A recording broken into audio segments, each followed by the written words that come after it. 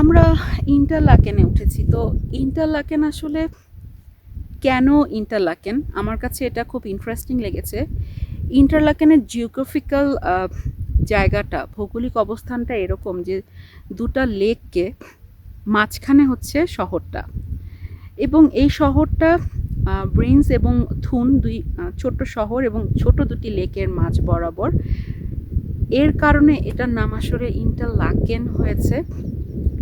আর সবচেয়ে ইন্টারেস্টিং যেটা, এর আগে যখন আমরা সুইজারল্যান্ডের লুজার্নে আমরা বেড়াতে এসেছিলাম, সেখানে আমার কাছে মনে হয়েছে তার থেকে ইন্টারলাকেনের পার্থক্য যেটা, লুজার্ন অনেক বেশি মেট্রোপলিটন সিটি, ওখানে অনেক বেশি বড় বড় দালান আছে, অনেক বেশি শহুরে। সেখান থেকে হ্যাঁ মাউন্ট ইটলিস বা মাউন্ট রিগি দেখার জন্য যাওয়া, কিন্তু ইটসেলফ ওটা একটা খুব বড় শহর, যেটা ইন্টারলাকেন না। ইন্টারলাকেন আসলে প্রথম কখন ইন্টারলাকেনের নামটা নথিপত্রে উঠে এসেছে আমরা যেটা জানি, আমি জেনেছি খুব সম্ভবত 1113 সালের পর ইন্টারলাকেনের নামটা উঠে এসেছে। এবং এত সুন্দর একটা শহর আসলে গড়ে উঠেছিল ওই দুটা লেককে কেন্দ্র করে। এবং পরবর্তীতে যেটা দেখা গেছে, ট্যুরিস্ট অ্যাট্রাকশনের জায়গাটাও হয়েছে, কারণ আশপাশে এত বেশি ভ্যালি এবং ইয়ংফ্রাউয়ের মতো ইউরোপের সর্বোচ্চ চূড়া যেটাকে ধরা হয় ইয়ংফ্রাউ, খুব সম্ভবত 13,642 ফিট, খুব সম্ভবত এর কাছাকাছি। তো সর্বোচ্চ ইউরোপের এটা হচ্ছে চূড়া, এবং এখানে যাওয়ার জন্য কেবল কার এবং একদম উপরে যাওয়ার জন্য রেল আছে, যেটা পাহাড়ের ভেতর দিয়ে দিয়ে যায়। সেটা দেখার জন্য অসম্ভব সুন্দর একটা জায়গা, এবং এই কারণেই আসলে ইন্টারলাকেন অনেক বেশি ফেমাস, কারণ এই যে ভ্যালিগুলো আছে এর আশপাশে, এখানে হাইক করা থেকে শুরু করে স্কিইং এবং নানা রকম এক্সাইটমেন্ট অ্যাডভেঞ্চার করার জন্য যারা অ্যাডভেঞ্চার প্রিয় তারা খুব সহজে এটাকে পছন্দ করেন, সিলেক্ট করেন। এবং ইয়ংফ্রাউয়ে আসলে উপর থেকে দেখা, আমি বলবো এটা তো আসলে অন্যরকম একটা ব্যাপার।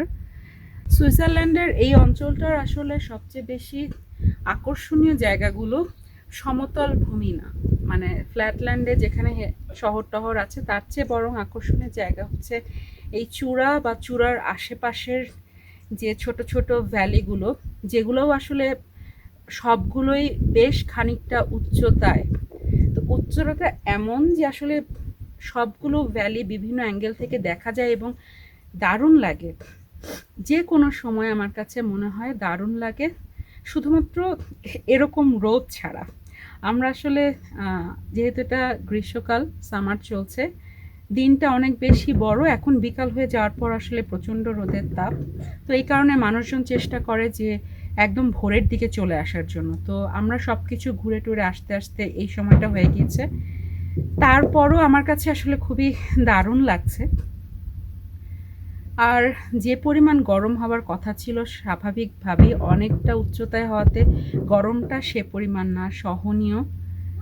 তবে গত কয়েকদিন যেসব জায়গায় আমরা গিয়েছি সেগুলো অনেক উচ্চতায় হওয়ার পরও এর চেয়ে খুব সম্ভবত উচ্চতা অন্যগুলোতে কম ছিল। সেখানে বেশ সন্ধ্যায় যাওয়ার কারণে সেখানে অনেক ঠান্ডা ছিল। সব কিছু যে 5টার মধ্যে বন্ধ হয়ে যায় তা না, ইন্টারলাকেনেরও একটা ভান আছে যেটা 8টা-9টা পর্যন্ত খোলা থাকে। খুব সীমিত কিছু ভান আছে যেগুলো বা ট্রেন আছে যেগুলো উপরে নিচে ওঠানামার জন্য খুব অল্প বেশি সময়ের জন্য এগুলো খোলা থাকে, বাকিগুলো আসলে 5টা থেকে 6টার মধ্যে ক্লোজ হয়ে যায়। এবং ট্যুরিস্টরা যারা আসে তারাও আসলে 5টা থেকে 6টার ভেতরেই দেখে নেমে যেতে চায় ফ্ল্যাটল্যান্ডে, তারপরে তারা আসলে ঘুরে বেড়ায়। তো কেউ যদি আসলে আসতে চায় তাহলে আমি বলবো একদম সামারে তো আসবে, অনেক দ্রুত সকাল হয়ে যায়, আলো ফুটে যায়, তো অনেক তাড়াতাড়ি বের হয়ে যাওয়া উচিত।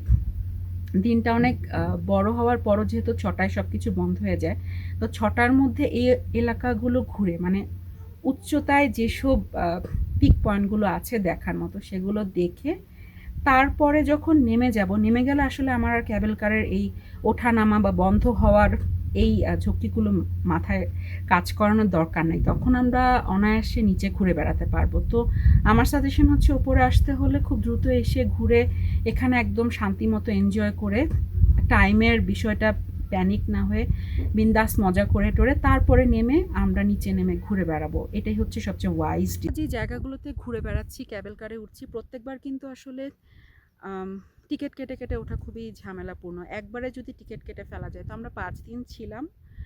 5 দিনের জন্য প্রথম দিনে আমরা ইয়ংফ্রাউ রিজিয়নের একটা পাস আছে, ইয়ংফ্রাউ পাস। এইখানে যে কোনো ভ্যালিতে যাওয়া থেকে শুরু করে আমরা ইন্টারলাকেনে বাস, বোট, শিপ, যেখানে যেখানে আমরা উঠতে চাই সবগুলো ট্রান্সপোর্টের পাস হচ্ছে ইয়ংফ্রাউ পাস। এরকম অনেকগুলো পাস আছে, আমরা ইয়ংফ্রাউ পাস নিয়েছি এবং এটা হচ্ছে 5 দিনের আমরা নিয়েছি। পার পারসন এখানে 250 করে নিয়েছে এবং লিওনেল ছোট শিশুদের ক্ষেত্রে যেটা হয় ওদের 30 ইউরো 5 দিনের জন্য।